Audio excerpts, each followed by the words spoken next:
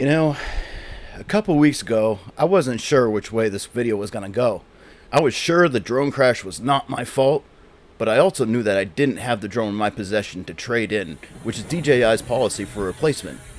Naturally, I contacted DJI's customer service and went about filing a report, but before which I had compiled all the evidence I could to show that this was not my fault, because I knew that unless I could prove that this was a malfunction on the drone's part, that I would not be getting a replacement. Luckily, I had 2 camera views of the incident as I was in the middle of shooting a kayak instructional video.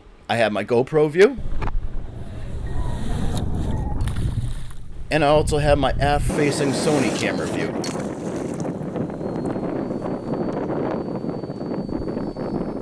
So, what happened? I set the Mavic Air 2 to active track, which will follow me and keep the camera on the drone recording what I am doing.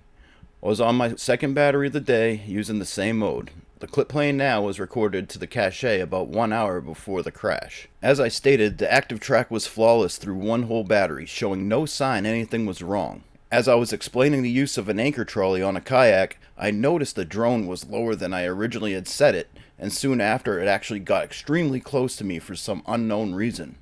Keep in mind, I was not moving at this time as I was sitting in place anchored. Give it more slack, move it all the way to the front.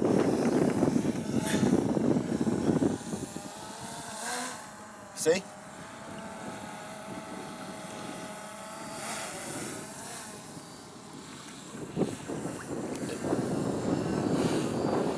Now that has me facing that direction and into the wind, into the current. Not necessarily the way I would fish right now, but you get what I'm saying. The drone appears to go behind me. Also keep in mind that I am not focused on the drone, as that is what active track settings are for. And then it happens. I was in disbelief, speechless. I'm always so careful with this drone.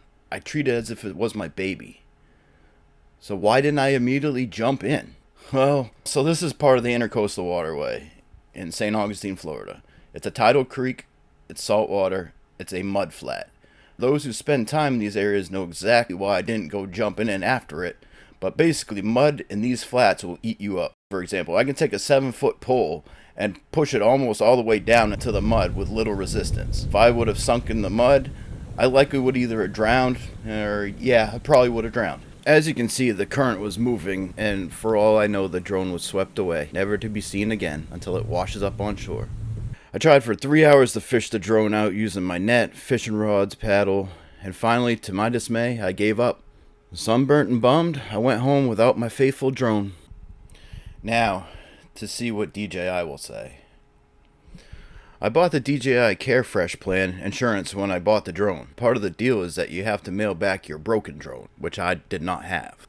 DJI instructed me to upload and send the flight records from the DJI app, as well as any video that may have been in the cache, a feature I had not used until now. Along with this, I sent a long write-up to them explaining what happened and how I felt this was not my fault. The one thing I had that most people don't have is actual video of the crash from 2 different cameras. Whether or not that was a difference maker in their decision, I don't know, but I can tell you it didn't hurt my case. After a back and forth discussion with a live online representative, my case was filed. I waited a few stressful days before I heard anything back, and when I did, it was good news for me, as they said that the engineers had reviewed the case, that they would send me a replacement Mavic Air 2 and battery, and being as it is a warranty case and I did not have to use my DJI refresh insurance, which would have cost me $79 for the first replacement.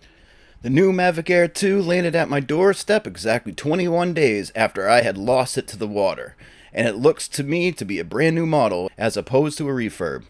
So, I gotta give it up to DJI's customer service. They were extremely quick in helping me get my case filed. I encourage the online assistant route, as email is a bit slow. I will get back to creating more videos for the high tide versus low tide series. Thank you for the patience. Thank you to all the subscribers for sticking with me. Hit the like button if you got value out of this video. Leave a comment below. And you can catch me in the creek.